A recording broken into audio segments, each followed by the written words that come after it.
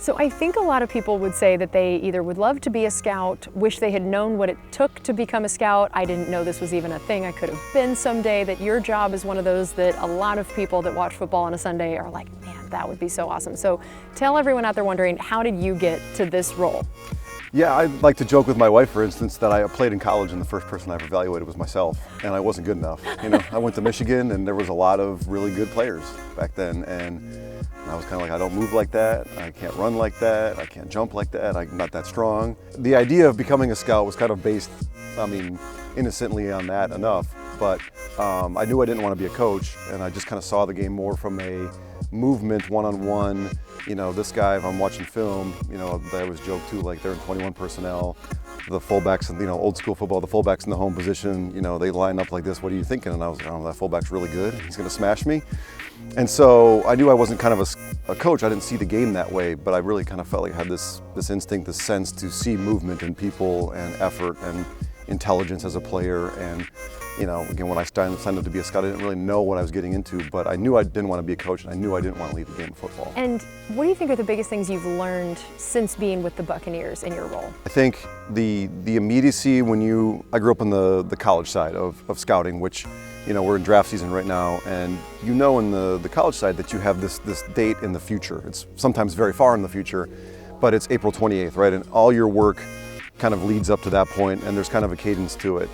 When I got this job, and you start with the day-to-day roster transactions and the preparation of the season, the advance reports, and the immediacy of that, and how fast you have to have answers to tough questions. Who's going to replace Vita when he went down, 2 years ago in 2020? And how are we going to fix this hole that we have?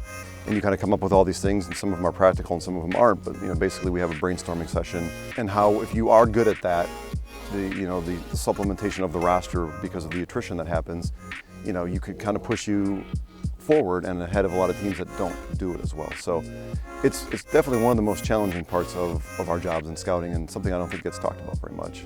And I would love to know how you evaluate a scout, because a player can bust, and it might be easy to say, oh, that scout was wrong about him. Mm-hmm.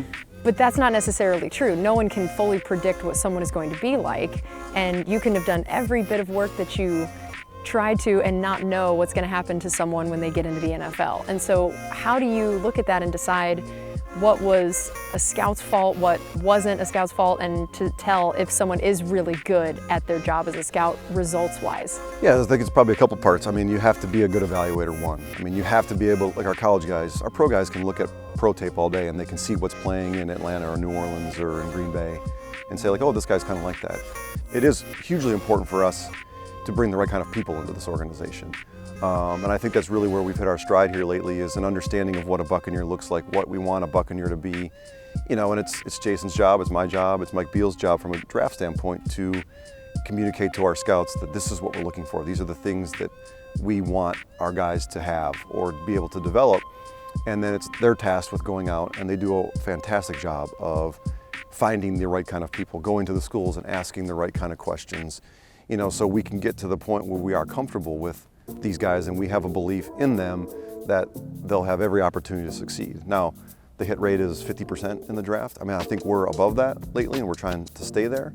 So we would never just use one player as an example, like you missed on this guy, as a litmus test for you're not doing a good job. But there is an expectation that you are right more often than you're wrong on the players, especially when we've all been together long enough now that there's not a lot of learning anymore as to what a Buccaneer needs to be. We do know what a Buccaneer is. Right, and to talk about the hit rate, I think about the draft class that has Devin and Sean and Mike Edwards and Jamel Dean and all these, Anthony Nelson, Scotty Miller, all these guys that in particular played such big roles in the Super Bowl run, to have so many from one draft class. Do you feel like there was something you guys were able to learn from that year to say, hey, let's try to have that be every year? What worked so well for that particular class that so many of them would still be contributing at a high level here? I don't know if we learned any one thing from that other than there was some confidence that was built in this. Those guys all won a Super Bowl in their second year in the NFL, which, as most of them in starter level roles, but all of them making big plays throughout that season. And so certainly there's some things that we can take here and there that we like this, we did this, we were right on this. You kind of take a moment and breathe and study our own roster, and you're all right, we're doing this the right way. I mean, we just accomplished the ultimate goal with a bunch of guys that are starters in their rookie contracts.